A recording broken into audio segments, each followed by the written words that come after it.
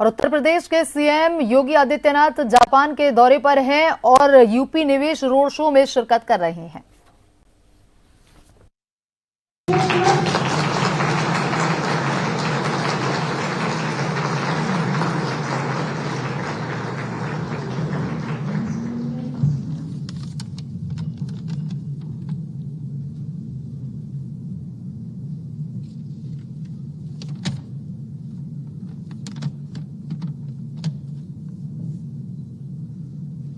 यामानासी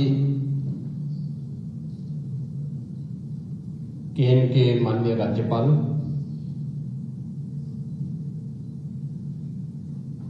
Shri काटोरो Nagasaki, माननीय उपराज्यपाल श्री जोनेची इशिदेस,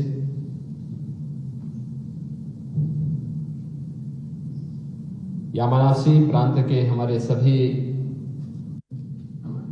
और 25 करोड़ की आबादी उत्तर प्रदेश में निवास करती है। जैसे प्रकृति की अत्यंत कृपा जापान के यामानासी प्रांत पर है, इसी प्रकार की असीम कृपा प्रकृति की उत्तर प्रदेश पर भी है। भारत की सबसे उर्वरा भूमि, भारत का सर्वाधिक जल संसाधन, भारत की सबसे बड़ी आबादी और अगर कहें तो भारत की आध्यात्मिक और सांस्कृतिक विरासत की भूमि भी उत्तर प्रदेश है। इन सभी सुविधाओं से संपन्न होने का लाभ उत्तर प्रदेश को प्राप्त होता है। आज भारत के यशस्वी प्रधानमंत्री श्री नरेंद्र मोदी जी के मार्गदर्शन में उत्तर प्रदेश विकास की एक नई ऊंचाइयों को प्राप्त कर रहा है। हमने अपनी उत्तर प्रदेश की नीतियों को रिएक्टिव की बजाय प्रोएक्टिव बनाया है और उसके परिणाम हम सबके सामने हैं कि 9 वर्ष में हमने उत्तर प्रदेश की प्रति व्यक्ति आय को 3 गुना करने में, वहां की अर्थव्यवस्था को 3 गुना करने में सफलता प्राप्त की। आज प्रत्येक क्षेत्र में एक सही दिशा में भारत की सबसे तेज अर्थव्यवस्था वाले राज्य के रूप में उत्तर प्रदेश ने अपने आप को स्थापित किया है। लेकिन जितना बड़ा राज्य है, जितनी संभावनाएं हैं, उतनी ही चुनौतियां भी सामने आती हैं और उन चुनौतियों को सफलतापूर्वक आगे बढ़ाने की दिशा में हम लोग एक बड़े डेलीगेशन के साथ जापान की यात्रा में आए हैं। दिसंबर 2024 में यामानासी के माननीय राज्यपाल उत्तर प्रदेश की यात्रा में आए थे और उस समय उन्होंने जो बातें यहां हमारे सामने वहां पर रखी थी,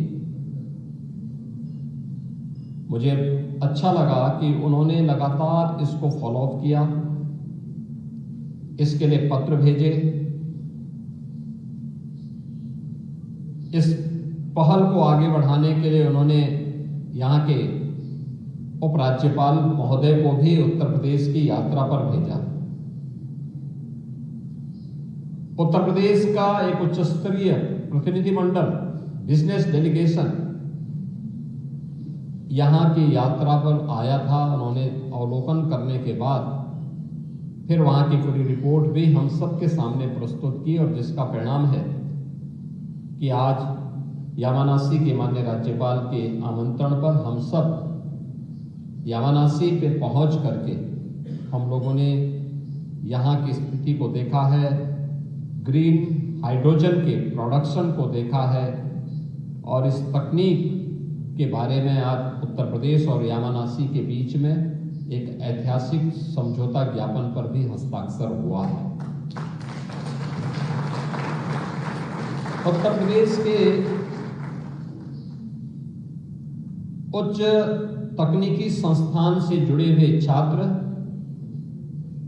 यहां पर इस तकनीक का प्रशिक्षण भी लेंगे और प्रशिक्षण के साथ इस तकनीक को सफलतापूर्वक उत्तर प्रदेश के अंदर लागू करने में उत्तर प्रदेश की इंडस्ट्री के लिए, उत्तर प्रदेश की पब्लिक ट्रांसपोर्ट के लिए, उत्तर प्रदेश के अंदर ऊर्जा की आत्मनिर्भरता को आगे बढ़ाने के लिए इस तकनीक का उपयोग कर पाएंगे।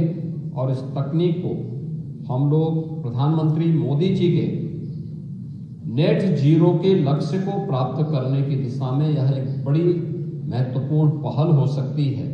और मैं इस तकनीक के लिए यामानासी के माननीय राज्यपाल और यहाँ के हाइड्रोजन ऊर्जा से जुड़े हुए अध्यक्ष हैं उनका और उनकी पूरी टीम का हृदय से धन्यवाद करता हूं।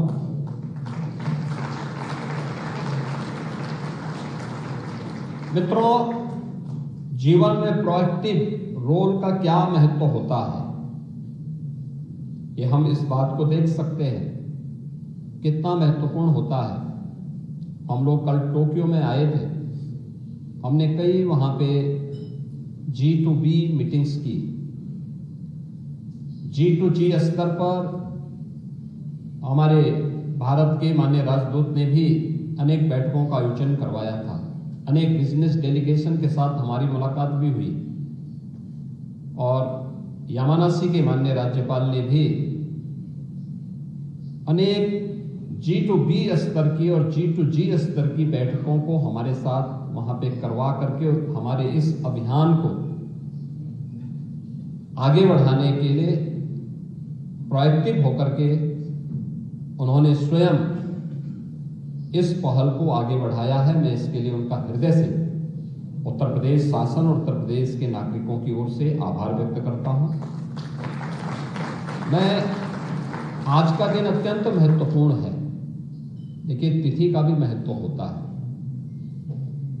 आज 26 फरवरी है, 26 भी है और महीना दूसरा है और 2026 भी है। अगर आप इन दोनों को जोड़ के देखेंगे तो दोनों मिलकर के 8-8 का अंक होता है। ये दोनों चीजें दिखाती है कि हमारी पहल एक सकारात्मक है, आगे बढ़ रही है। भारत और जापान के संबंधों को ये दोनों महत्वपूर्ण प्रांत मिलकर के एक नई ऊंचाई तक पहुंचाएंगे। और उस पहल के लिए मैं यामानासी के माननीय राज्यपाल का, उनकी पूरी टीम का हृदय से आभार व्यक्त करता हूं। मैं इस अवसर पर अवश्य जो अन्य जिज्ञासाएं हमारी थी, जैसे आज अभी इसके उपरांत हम लोगों को यहाँ की सेमी स्पीड ट्रेन की राइडिंग का भी एक अवसर हमारी डेलीगेशन को प्राप्त होगा। 500 से 600 किलोमीटर पर आवर की उसकी स्पीड है।